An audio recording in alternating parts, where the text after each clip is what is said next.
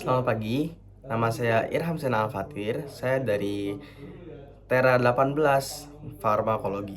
Nah, di sini saya akan membahas mengenai Wilson disease.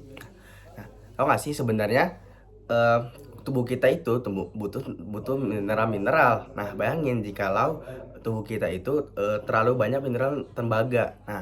Nah, inilah yang memicu namanya penyakit yaitu Wilson disease.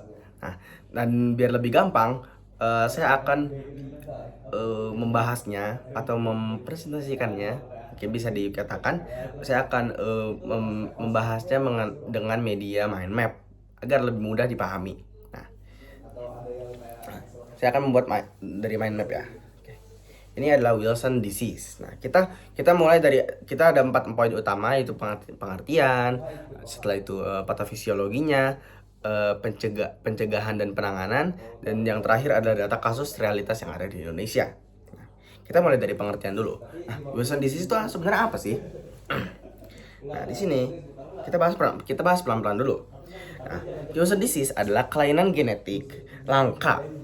Jadi inilah adalah penyakit yang langka, di mana tubuh kita tidak mampu membuang kelebihan mineral tembaga.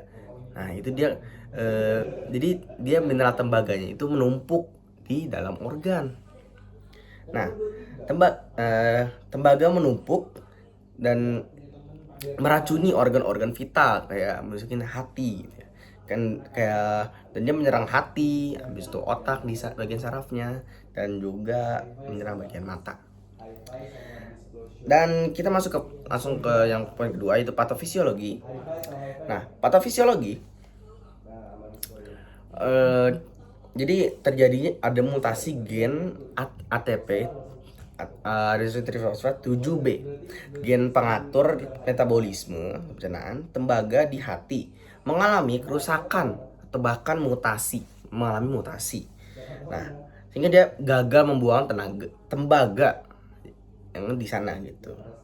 Nah, tembaganya meluap ke dalam darah dan terjadilah kerusakan organ.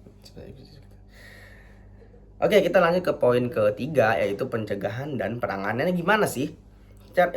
Bagaimana cara kita menangani Wilson disease ini gitu.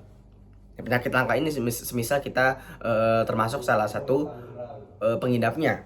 Nah, pencegahan dan penanganannya adalah kita bisa makan diet rendah tembaga. Kita menghindari makanan-makanan yang ada tembaganya gitu. Dan kita bisa meminum obat kelasi tembaga. Juga bisa diterapi menggunakan garam seng, zinc gitu. Dan juga semisal sudah penyakitnya itu sudah parah, mau nggak mau penanganannya adalah harus ke yang lebih profesional atau ke dokter gitu. Kita bisa melakukan, jika memang sudah parah dan sudah parah lah, nah kita bisa transplantasi hati langsung, mau nggak mau kan. Nah, dan kita lanjut ke data kasus yang ada di Indonesia. Kita lanjut ke data kasusnya.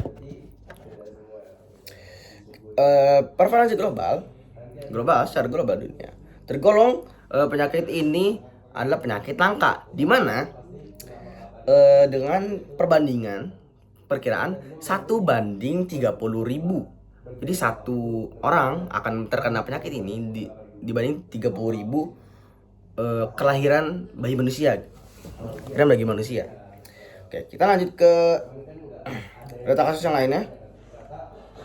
Nah, rentang usianya itu dimulai dari 6 sampai 45 tahun, dan banyaknya itu didapatkan oleh remaja. Dan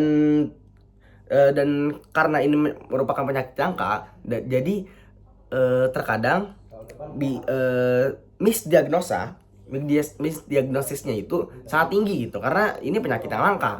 Wilson disease ini penyakit yang langka.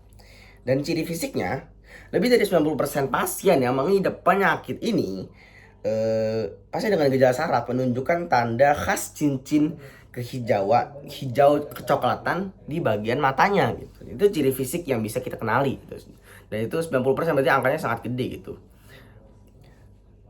Nah, itulah data kasus yang ada di Indonesia dan mungkin di global tadi, prevalensi globalnya. Nah, oke. Oke, sekian dari saya. Nama saya Iram Sana Al-Fatihah, pamit undur diri.